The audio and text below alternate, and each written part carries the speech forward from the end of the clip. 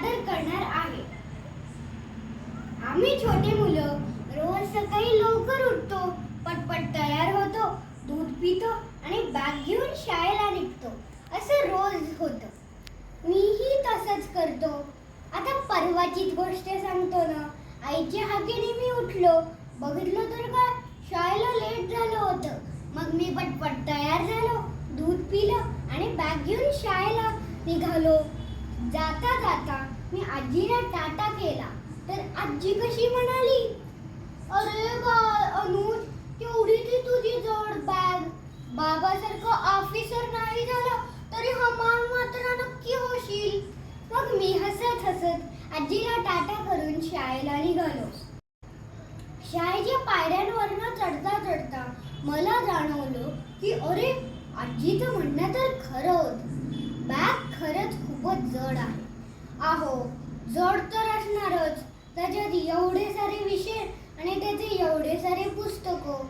असा विचार करून मी वर्गात जाऊन बसलो.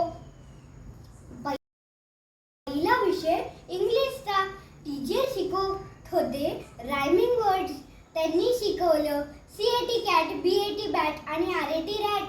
तर मग मी हात वरती केला आणि म्हणालो, teacher, PUT put and BUT बूट.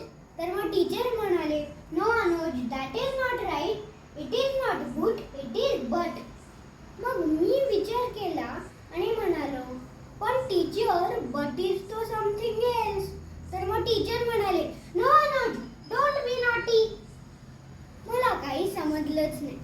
दुसरा विषय मॅथ्सचा. मॅथ्स म्हणजे गणित. गणित म्हणजे अंकांचा खेळ. पण अहो, खेळ कशाचा? खेळ कुस्तीचा. छोट्या मुलांना धोबीपछाड करून सोडायचा.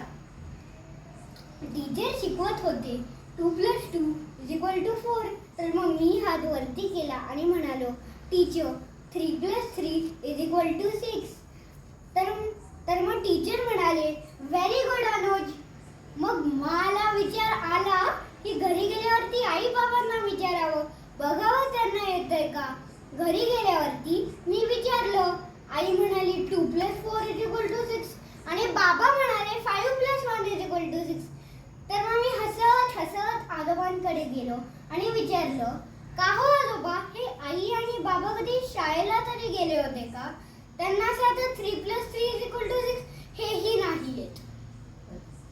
आजोबा हसले आणि म्हणाले, अरे बाळ अनुज, हे सगळी उत्तरं बरोबर आहे. हीच तर आहे खरी अंकांची गंमत. मी भांबावून गेले. आता तुम्ही सायन्सचं विचारलं तर मग सायन्स म्हणजे नुसते एक्सपेरिमेंट्स आणि त्या भूगोलात नुसत्या नद्या आणि डोंगर. मला असं वाटलं की हिंदी आणि मराठी तरी सोपे.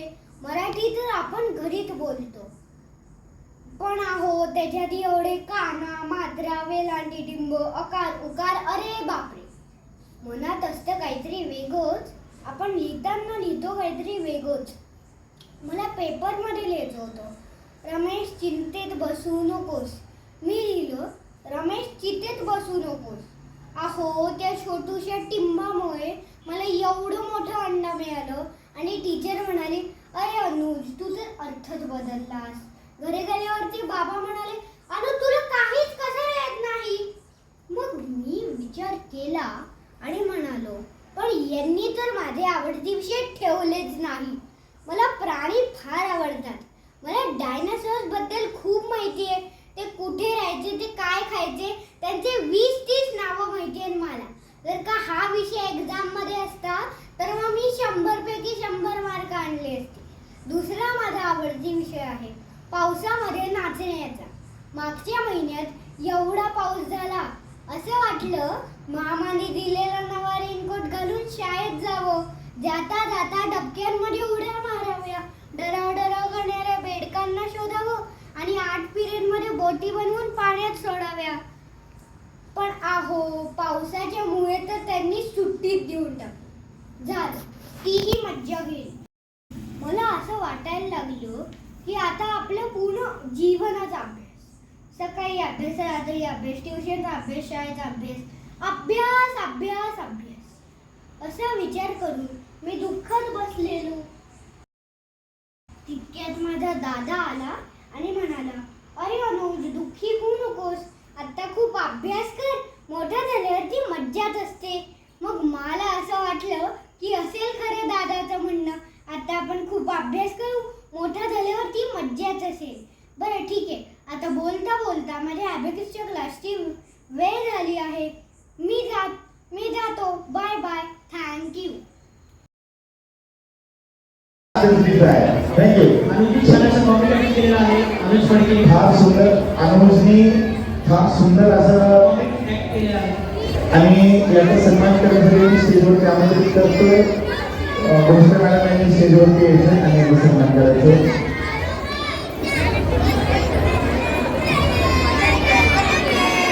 समोर